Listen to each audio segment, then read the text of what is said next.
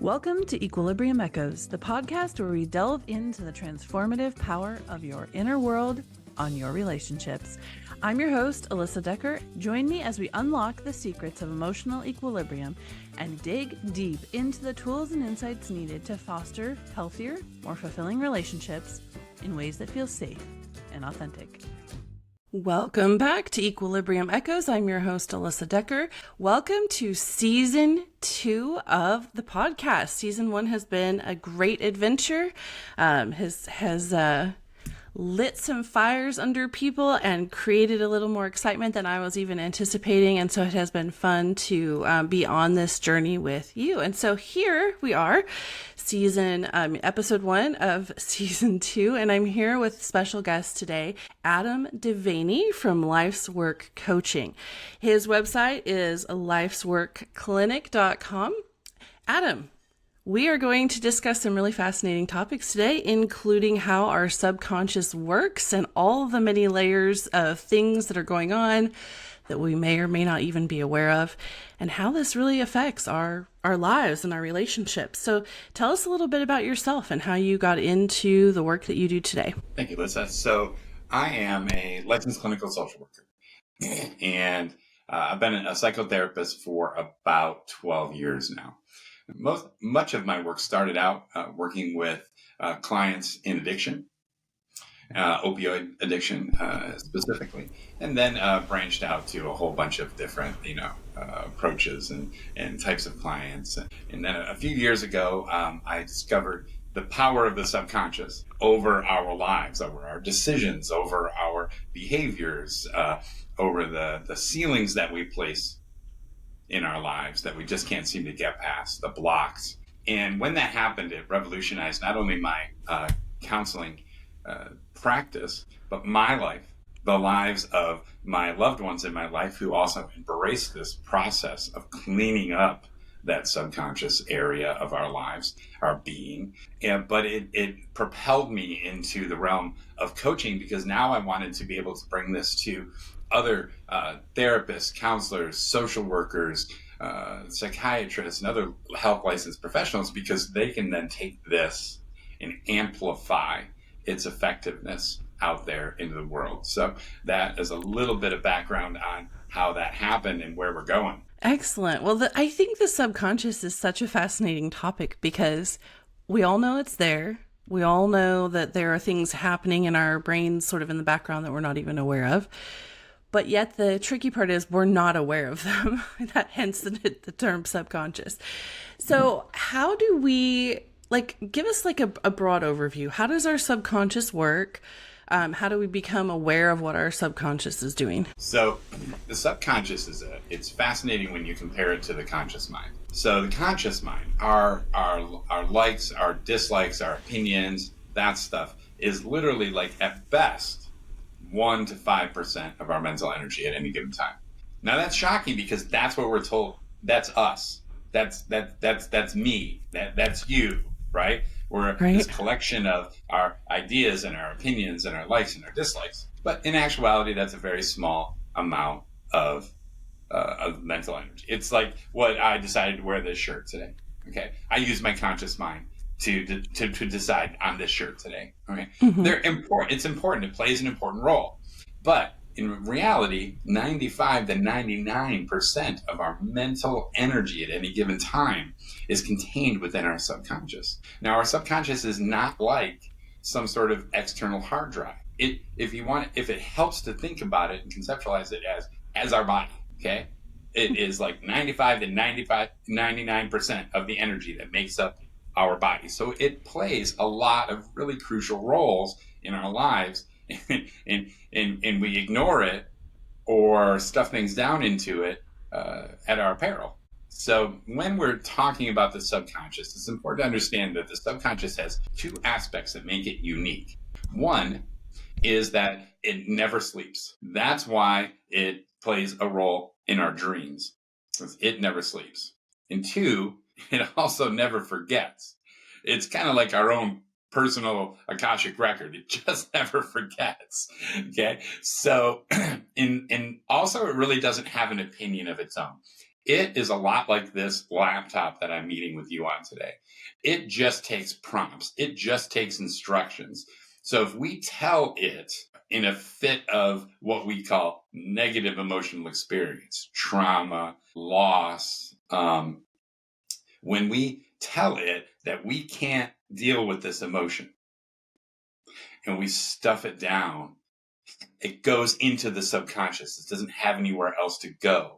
So it gets stored. And it'll typically get stored somewhere in particular in our body, right? Now, everybody has their own places that they tend to hold things. A lot of people will tend to hold things in their shoulders, like in their back here, or the stress muscles. A lot of people will tend to hold them in their belly area, right? Your anxiety, nervousness, worry, overwhelm, things like that.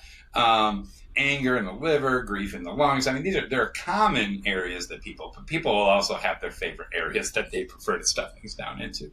So when we do this, right, our subconscious will follow the prompt to stuff that down. We can't deal with this right now. We don't have time for this. We're going to set it aside. We're going to deal with it later. Spoiler alert, we never do.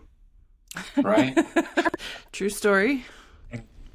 And so what happens is, because our subconscious is really a lot more like this laptop than our conscious mind, it's just going to follow the prompt. So if I tell this laptop to, this Dell laptop, it's been a great laptop. It's my work laptop. I get a lot of work done. It does everything that I need it to do. It's fast. It boots up fast. It's great, right?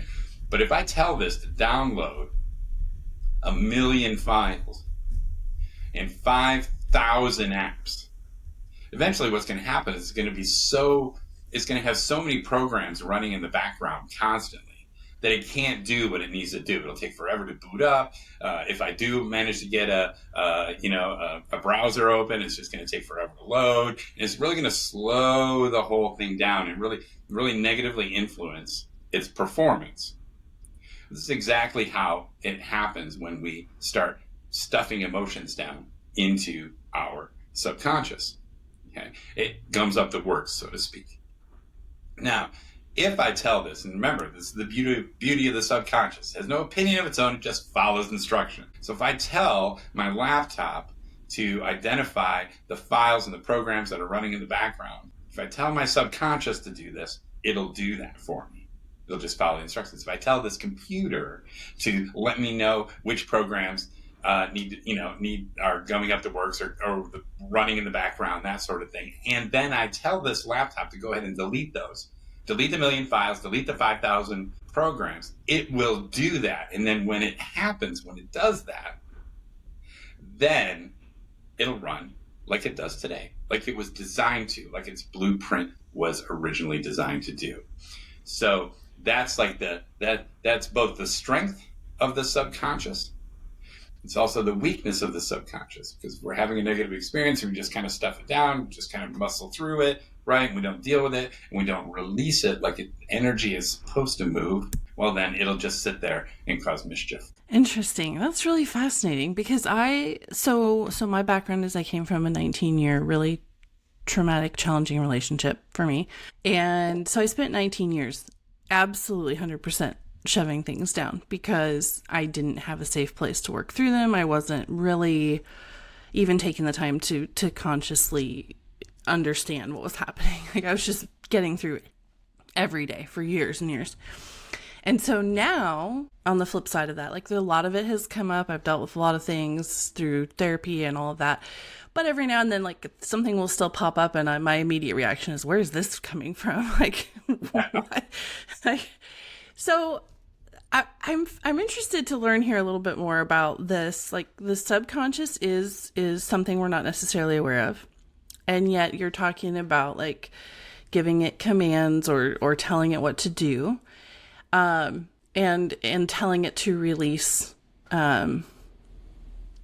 emotions and things that we have stored. So tell me a little bit about how that process works. Like, what's the mechanism there if we're unaware of what our subconscious is doing, and yet we can kind of communicate with our subconscious? Like, break that down for me. Well, I think the most important thing to understand are the 3 healthy aspects to a relationship with emotions, because emotions are a really special gift that we have. They're a messaging system, and they're amazing. And fundamentally, they're only telling us one thing, one of two things. Things are how we would like them in our world. Things are not how we would like them in the world. But on a functional level, it's really binary. Okay, but there's three aspects to a healthy relationship with emotions. The first aspect is we create the vibration of the emotion in the body. We're all energy. Everything's energy. Ultimately, break this all down. We're all stardust here. Okay, so it's energy. Okay. The second, and it only takes a moment to go from creating the vibration to feeling the emotion. This is your messenger. Remember, it's telling you one of those two binary things. In the third healthy relationship, once we've got that message, is to actually let that go, to dissipate the energy. It is energy in motion. It is emotion. That is the nature of it. Okay? Problem is that we stuff it down when we're feeling it, or we muscle through it, right? Or we set it aside and we'll deal with that later, right? Mm-hmm. And then in the realm of addiction, right, what we find that people are actually keeping themselves hopped up enough or numb enough that they hardly create that vibration in the first place, and then that becomes the preferred state, and that's all fun and games until it isn't. Right. So what we really want to do is we want to enter into a healthy relationship with our emotions, which includes that third step of dissipating the energy, letting it go, much like if you were walking across a carpeted room in your socks and you went to give somebody a hug. Okay, you're just going to dissipate all that built-up charge. Just like this room I'm in, this building I'm in, it has an electrical system that's constantly having positive energy pumped into the building. If the electrical system wasn't actually grounded, right, so that it could balance that equation out, right, then eventually what would happen is it pump enough energy in here to burn the building down. Okay, so we have to be able to dissipate the energy. It's energy in motion. Okay, so how are we doing that? Well, that's kind of the $1 trillion question, isn't it? If you listen to Dr. Bradley Nelson, who was the developer of what's now called the emotion code, he would say, in our distant history as humans, we did this naturally. This was just something that we practiced as a matter of course. And so getting to that third and healthy relationship with emotion, we understood that, right? If you want to look at it in a biblical sense, right? That was what Adam and Eve were able to do when they were in the garden, right?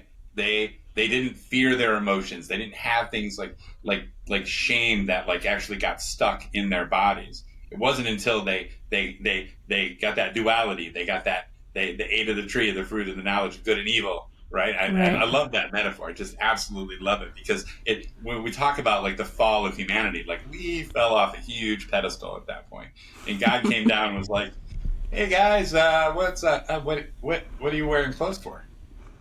Right.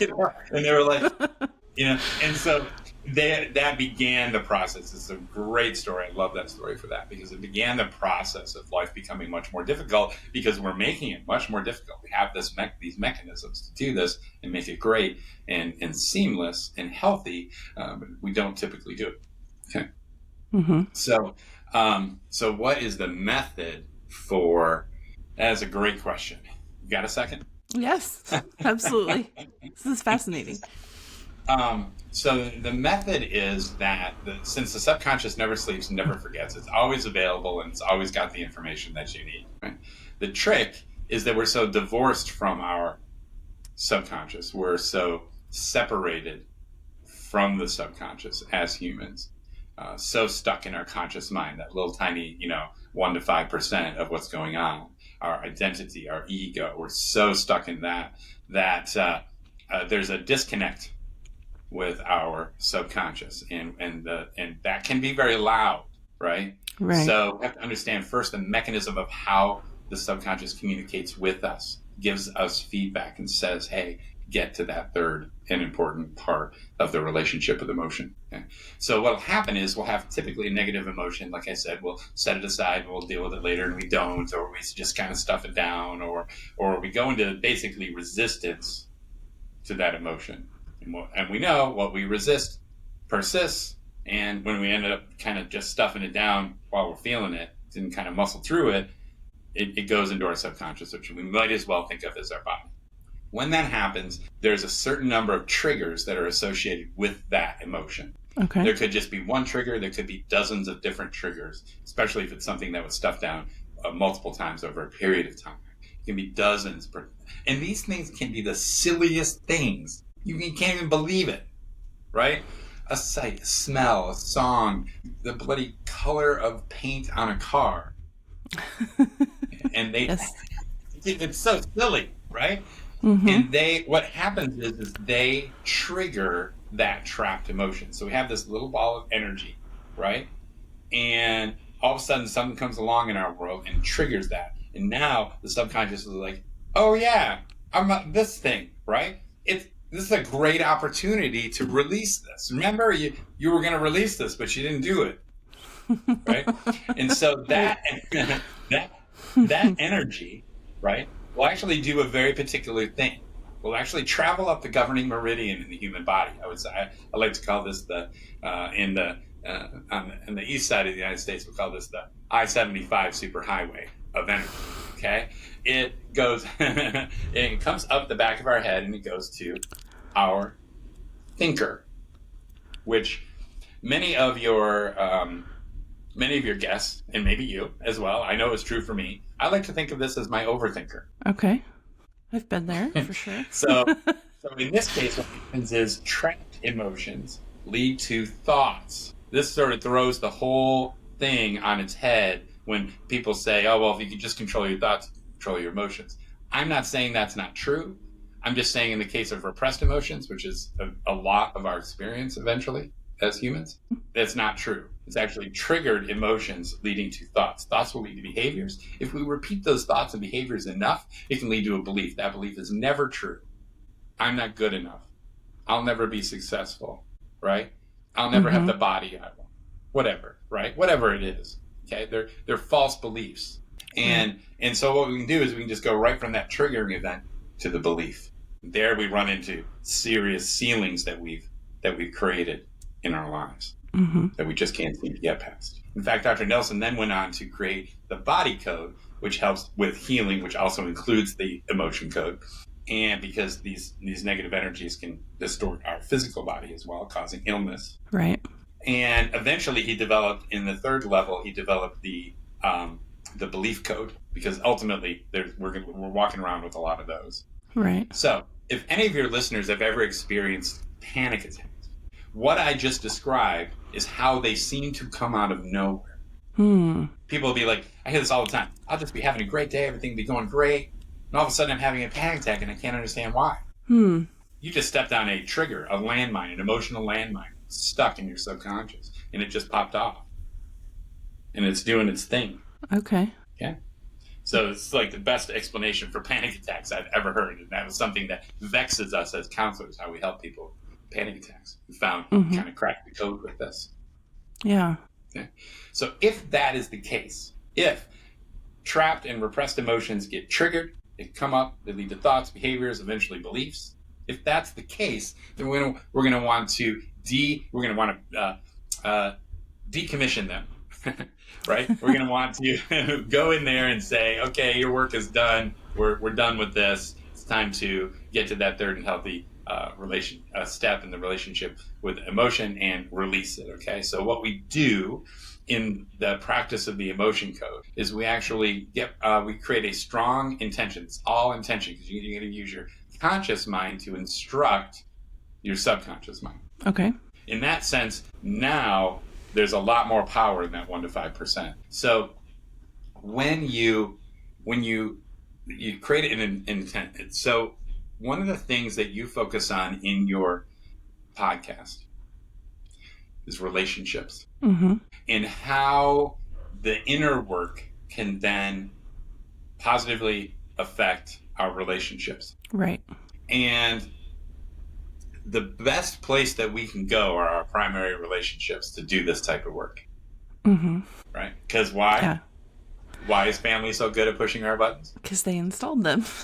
That's right. Exactly. So if somebody comes to me, right, and says, I'm suffering from anxiety, and I say, okay, well, let's take a look at this, right? And we create an intention, something like there's trapped emotions and so that if released will bring them back into a healthy relationship with the emotion of anxiety, because anxiety is a normal human emotion, okay? But in this person, it's gone septic, okay? Toxic. And then we figure out how many of those emotions there are. Okay, let's say there's 50 emotions that are interacting and causing an imbalance with that relationship with the emotion of anxiety.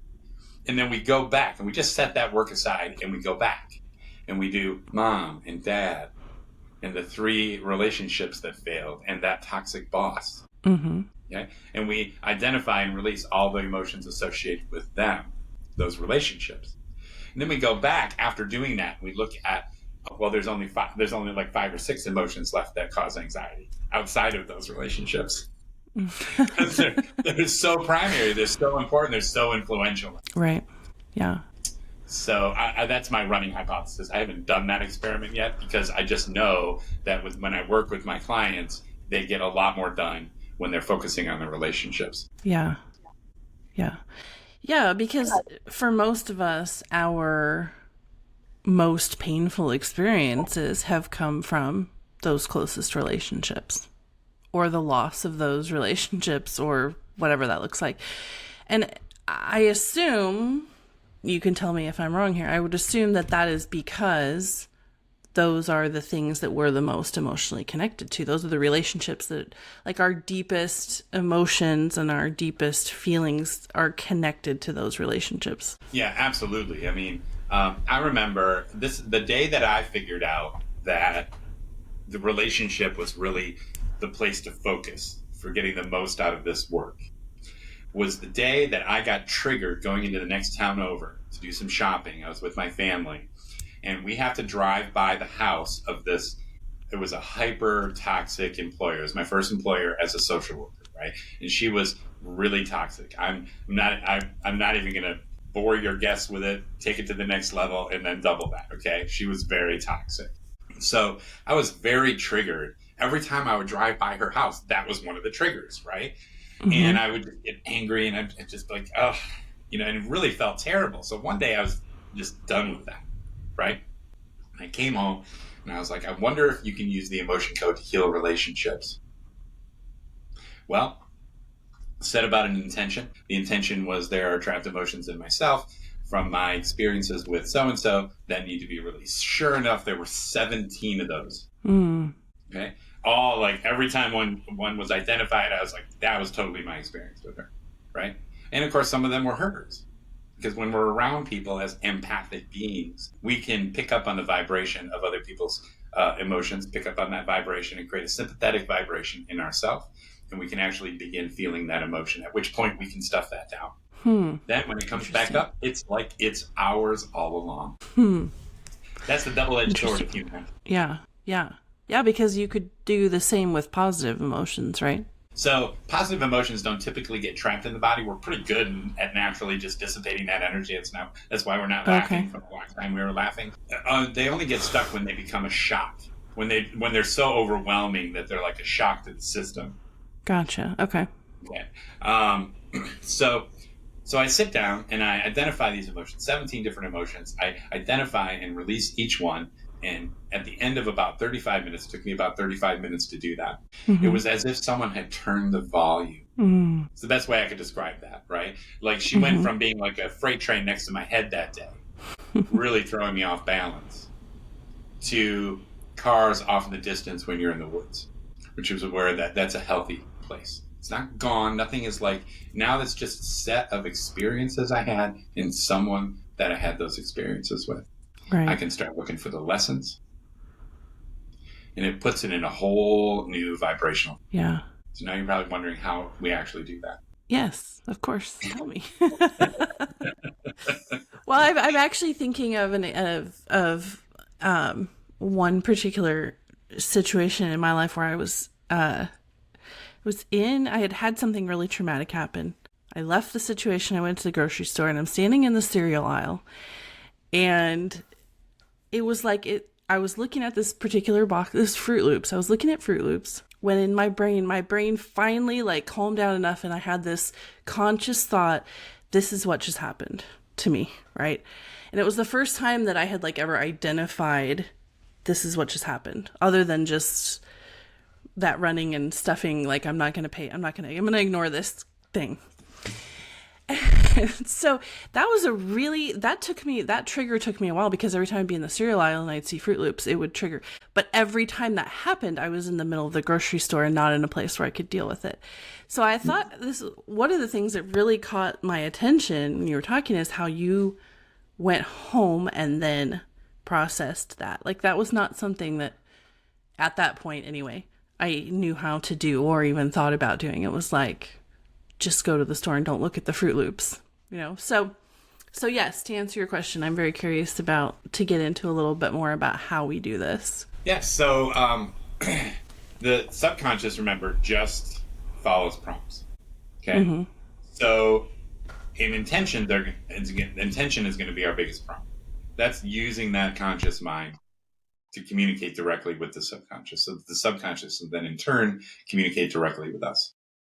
Right. So, first step is you write out an intention. My typical format is there are trapped emotions in so and so from their experiences with so and so that need to be released. Okay. If it's a parent, I also put in from the parent and from the experiences with the parent, because the third type of emotion that we have are inherited emotions. They're more rare. There aren't that many of them, right? Mm-hmm. And they don't increase over the course of our lifetime, but they can be very, very potent. Okay. So you write down the intention. And then what happens if I'm working with somebody? I say to them, all right, do you then give me permission to connect in with your subconscious? And they say yes. And then I do something. It takes me about 10 seconds to do this, right?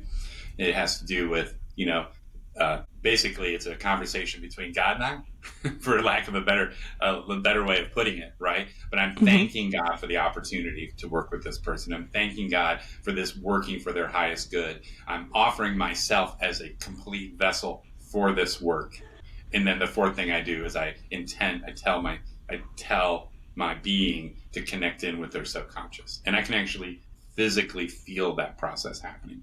It's a lot like, if you really need to compare it to something, it's like logging into someone's Wi-Fi. You can't read their emails, okay?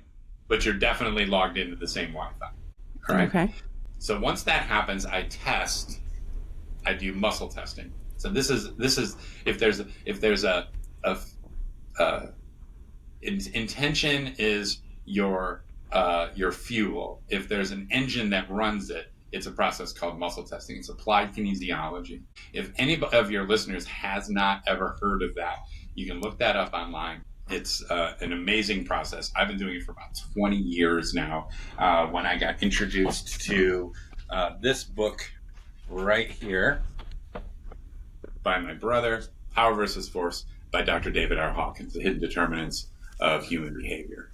Dr. Hawkins pretty much was the pioneer for bringing applied kinesiology out of just the chiropractic realm into the practical and research realm.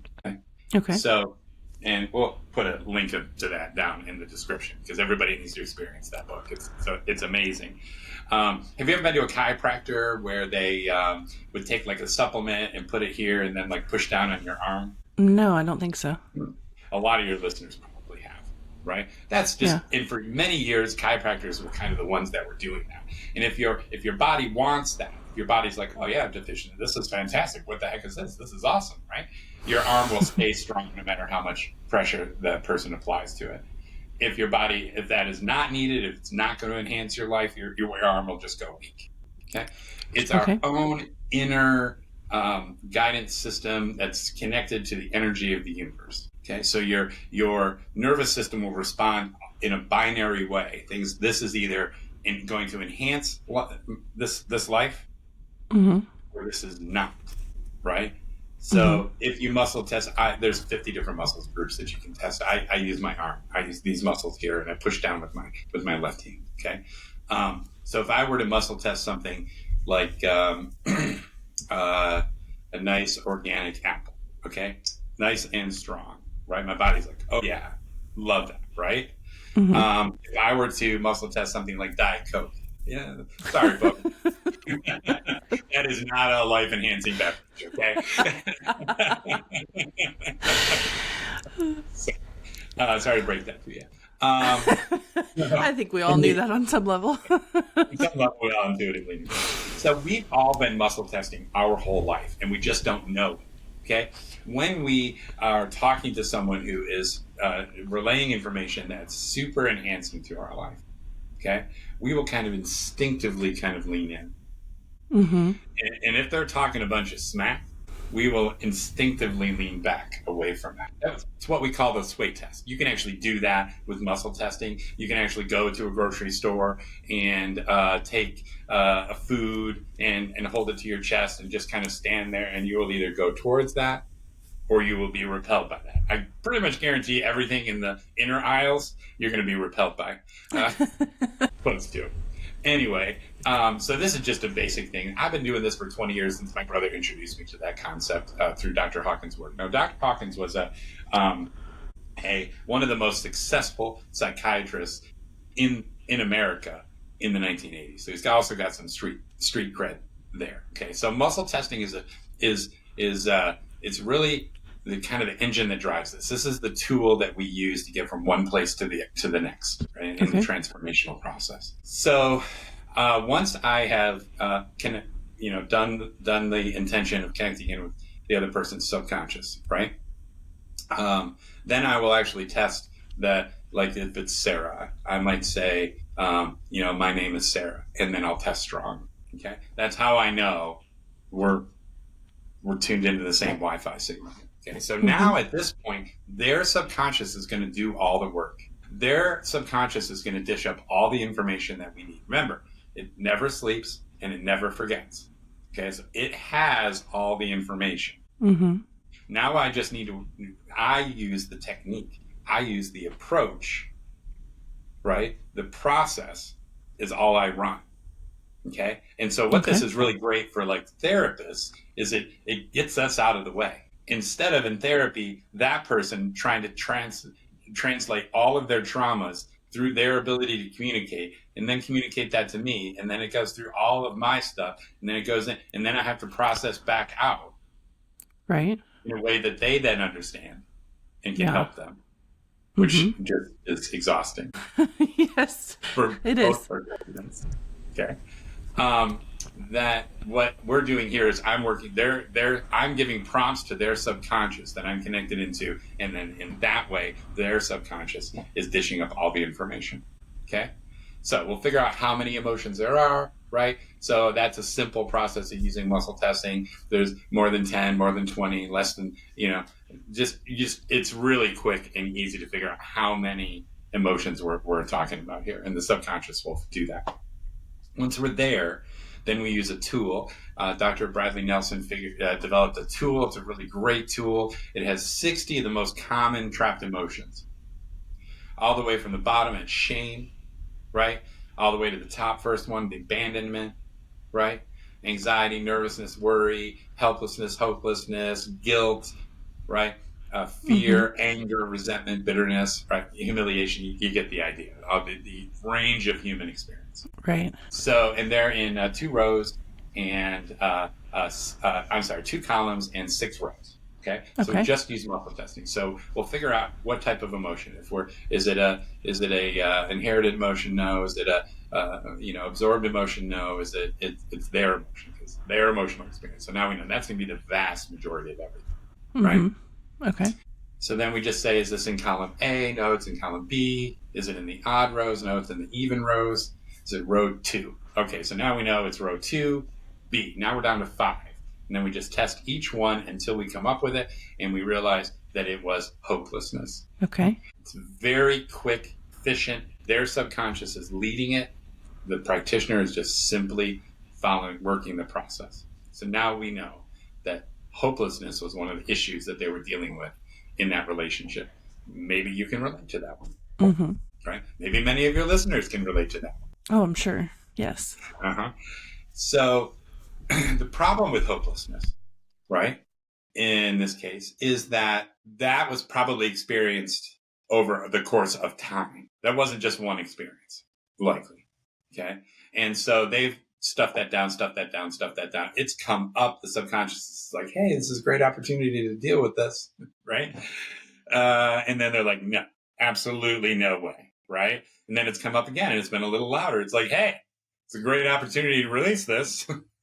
And they're like, no way. Right. By the time they get to my chair, right, they're like, it's so loud, I can't take it. Right. Right. And it's now there's two relationships beyond that bad relationship. Mm-hmm. And it's still coming up in the new relationships. Yeah. So, hopelessness. So we can decode it a little bit if they want, like how old were they when it was first trapped, or was it a single experience or multiple experiences? It really doesn't matter. The fact is, if you trust the process and you trust the subconscious on those two things, right? It never sleeps, it never forgets. It has just, most of the time people will be like, oh yeah, that was totally my experience in that relationship. So now what we're going to do, we're going to reverse that. Okay. If the flow is, now this is triggered, right? If that flow is this way, right? Then we're going to form a strong intention to go ahead and tell our subconscious to release that, right? When you get to that third and healthy spot, right? And we're just simply going to go, okay, it's time to release this trapped emotion of helplessness. And we reverse the process of letting it go, removing that energy, okay? Sometimes people will experience a physical sensation while they're doing that, of that emotion leaving. If it's something like nervousness, worry, anxiety, disgust, sometimes their tummy will gurgle, right? Because that's where those come from. We all know that intuitively, right? And then our muscle test, has this trapped emotion of helplessness been released? Yes. And we move on to the next one, until all 27 of those are gone. And that volume is turned down for that person. That's the process. Wow. I could see how that would absolutely make a huge difference in a very short time span. It's a speed test. Yeah. Yeah. So I'm trying to process, because that was a lot of information and a lot of great stuff in there. So for somebody who is thinking, okay, I clearly have a lot of unprocessed stuff. I have a lot of emotions buried in my subconscious. Like, I can tell listening to this that this is me, right? I'm this person, which I think is probably a lot of us, to be fair. Like, absolutely, most of us probably are there on some level, regardless of how much known trauma we have. Like, I think some of us are like, my life has been relatively undramatic. Like, I haven't had some big childhood trauma. I've never been abused, blah, blah, blah. Even if that's the case, we probably still have a lot of unprocessed emotion stored. Would you say that's true? If it's not, even if we think we don't, I guarantee the people that you are associating with, your mom, your dad, your former lover, ex-husband, whatever, right? They had them, and they will show up. And when you can't take their emotional experience as empathic beings that we are, when you can't handle that, and it creates that sympathetic vibration in you, and then you start feeling it, and you don't like it, and you stuff it down, you now own it. When that comes back up, your subconscious will make no differentiation between whether that was originally yours or originally not yours. And your conscious mind won't be able to tell either. Interesting. So your conscious mind, even in the way that you're actually thinking about those emotions, you're not separating whether that was yours or someone else's. Fascinating. So I deal with people all the time, women mostly, but men many times as well, who had, a super toxic relationship, mm-hmm. right? Many of them ended up with their only child through that relationship. Okay. And so they still have to deal with that person on some level. Right. And they're renting space in their head going forward. Mm-hmm. And what'll happen is there'll be two relationships past that. and they'll be like, I can't understand why I can't make this relationship work. And we go back in there and we find that they have low self-esteem that they picked up from that first person, a nervousness, a worry, right? Abandonment that they picked up from that in that first relationship. And it wasn't theirs. It was that crazy person that they were with. Okay. But, self-abuse. That's a common one that I find in people who have been in those types of toxic relationships, especially the women who are like, yeah, he never worked and he just, smoked cigarettes all the time and he like literally never worked the whole time, right? You'll find self-abuse. And so these things, once they're stuck in the body, they do not age like fine wine.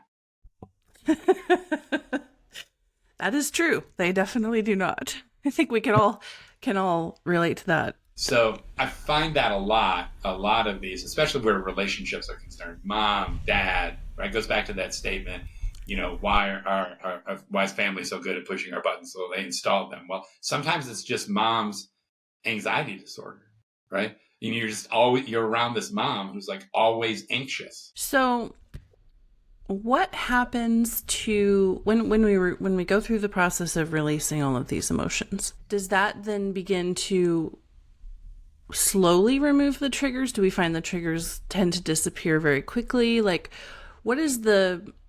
how do things look different moving forward once you've released the emotion? Well, I'll give you a couple of examples. I'll give you three examples real quick. Okay. Had a guy in my addiction program. He had developed a super wicked opioid addiction. He's been seeing me for many, over a decade. And he had a panic disorder. And because of that, he had developed a generalized anxiety disorder because he never knew when the panic attacks were going to happen. When we did this process, his subconscious brought up the emotion of panic, right? And what had happened, we figured out that it was when he was age 16. I was like, what's going on in your life? He's like, that's the year that my mom's mom, my maternal grandmother, got super deathly ill all of a sudden. And her response to it and his mom's response to it was sheer and utter panic. So, of course, that was his response to it. This went on for a year. And they'd go down to Indiana and they'd have a little mix of panic, and they'd bring that panic back. And this highly sensitive, right, 16-year-old, he eventually developed after that his own panic disorder, which led to a generalized anxiety disorder, which led to the first time he encountered a Vicodin, and he was just like, finally, right? And of course, that's all fun and games, like I said, until it isn't, right? And by the time he met me, that panic disorder had led him to using 30 methadone 10s a day to stay out of withdrawal. Wow. Massive addiction. Okay. So we release that one singular emotion. It's in all of my experience, this is the most profound healing I've ever seen. That one emotion of panic. That was 2 years ago. He's never had a panic attack since then. Because of that, his generalized anxiety disorder went away. His whole addiction, that whole trauma of that, was based off of him developing this panic disorder from when he was 16 years old. Wow. Another experience that we had recently, one of the women that I'm working with who has a child with someone who never worked, who was just toxic and self-abusive and all of that. She has a 15-year-old now, right? And she's with somebody else. And she found out from her ex's mother that both of them were actually going to be at the daughter's soccer game.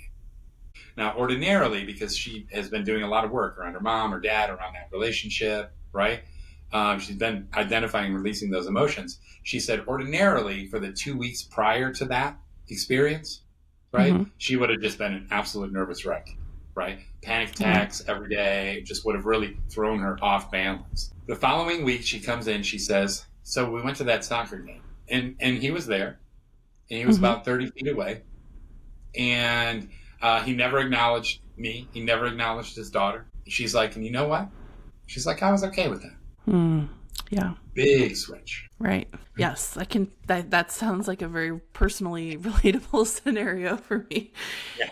It made a huge difference for me, like in terms of how my body responds, how I respond when he shows up, for sure. Right. Yeah. Oh yeah. I can walk away from any kind of interaction with him now and not be completely like take hours to calm down. It's a totally different experience. I used to panic just at the initial text saying he was on his way to pick up the kids. Like, it was crazy. And now, like 2 years later, it's a completely different experience. And that's the power of the inner work. Yes. In relationship. Because he hasn't changed anything. Like, nothing is different about him or about the circumstance. It's different in me, inside of me. Like, what's happening in my body is completely different. Yep. That's so it. you have a third, you said you had a third example? Yep. So I have a client, and she's been doing great work, and she has been suffering the last couple of years with migraines. And so I recently, the last week, she came into my office and she was like, I just had the worst migraine of my life. She's like, most of my migraines are like more like throbbing, right? But this was like spiky and acute, right? She's like, so I went to the doctor and they put me on steroids, and she's like, this is the first time I've ever had to do that, and she's like, and I'm done with those steroids now. And like, oh no, she came in the next week and she's like, so I'm done with the steroids now. I'm kind of feeling the crash from that. She's like, the spiky went away, but the throb is still there. I'm like, we need to address those directly. And this goes outside of relationships, but you'll find relationship in it.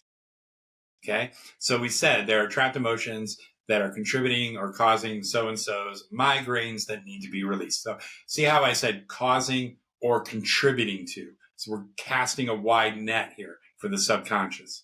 Anything that's interacting with these. Okay. Turned out there were 17 trapped emotions, right? She had overwhelm because she has 2 different families living at her house right now. One of them is her brother, who's like still active in addiction, right? And she's basically having to take care of his kid. Okay. So overwhelm. Some absorbed stubbornness from her brother. She also felt unsupported. She's doing all the work, right? She was resentful and bitter because of that, right? She absorbed her brother's low self-esteem. She felt betrayal. She felt a lack of control, right? She was stuffing down her crying about this, right? She still had shame from her own addiction. She is constantly worrying. She was avoiding conflict at all costs and stuffing that down. She felt discouraged, guilt, right?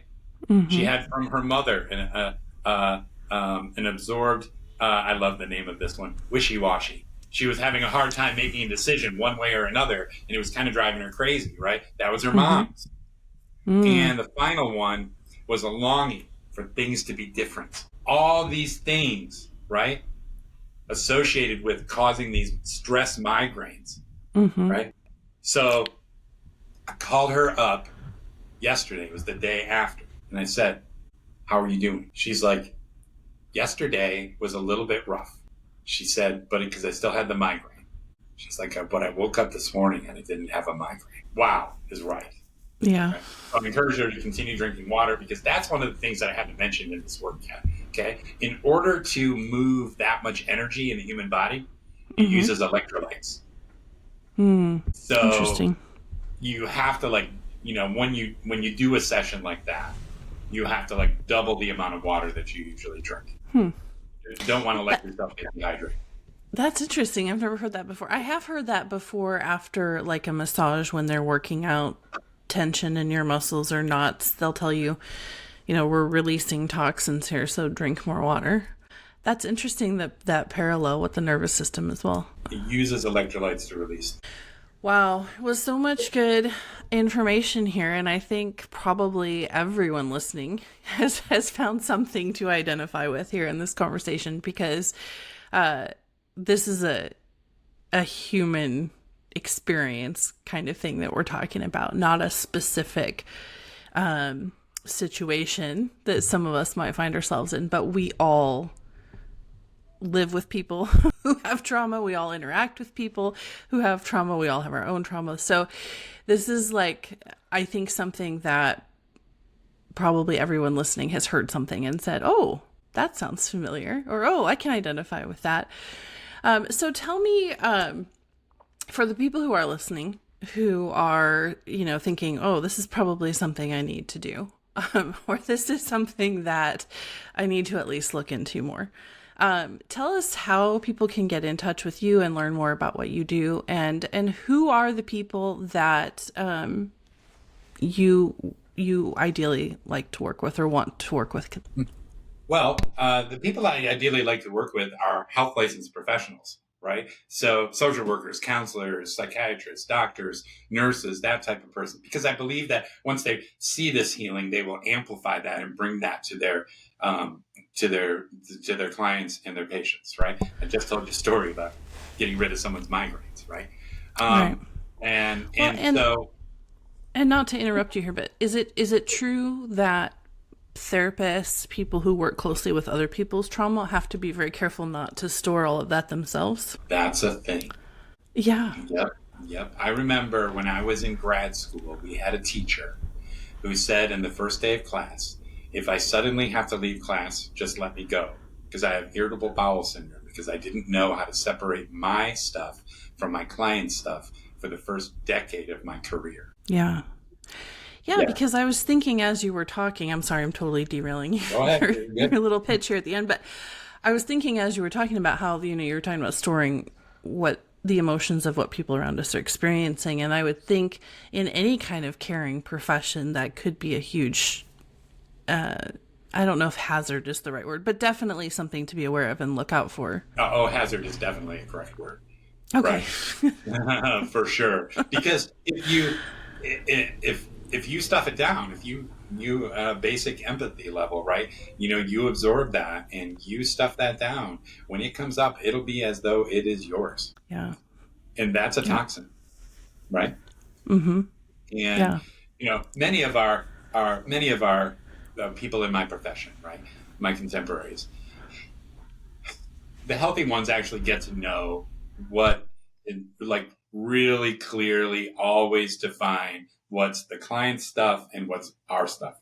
That's trauma-informed care, right? I have my trauma, they have their trauma. We need to be informed about that, okay? That keeps everybody healthy. Process like this is the speed pass over the course of a few months to really clear that stuff out. And when you start working with those primary relationships, you get a lot of work done in a really short period of time. Now, I also do one-on-ones with people who are not part of that health license professional group. And you can find out more about that on lifesworkclinic.com, LIFESWORK clinic.com, right? There's information you can look up on there. But remember, this isn't something that happens in a single session. You have to create a strategy around these relationships and then actively address those relationships over a relatively short period of time. But there's work. Look, they don't call it inner work for nothing. It's work. You got to show up ready to do the work, right? And that is important because the payoff for that, the return on your investment in time, in money, is you can't even imagine what that is. It is the return on investment is exponential in this case. So, go to lifesworkcoaching.com. We'll also have a link to my masterclass for health licensed professionals in the description as well. And, you also want to let you know, yes, I am out of the state of Michigan, right? But most of my work with this has been virtual. I have seen people from, I've done sessions in Australia, I've done sessions in the UK, in Nova Scotia. There is no difference when it comes to energy and it comes to this type of energetic healing. Space, distance is not a thing. So don't think to yourself, oh, I don't know where he is and I'm not close enough and I can't, what are the chances of being in Kalkaska, Michigan, right? Which if anybody doesn't know where that probably pretty low. For most of us. Low. Yeah. So this really is just as effective. It's exactly the same effectiveness over a virtual connection as well. So I just want to make sure that people understand that. Yeah, I'm glad you said that, because I wouldn't have assumed that. I would have assumed that this was something that had to happen in person in the same room. So I'm glad you pointed that out.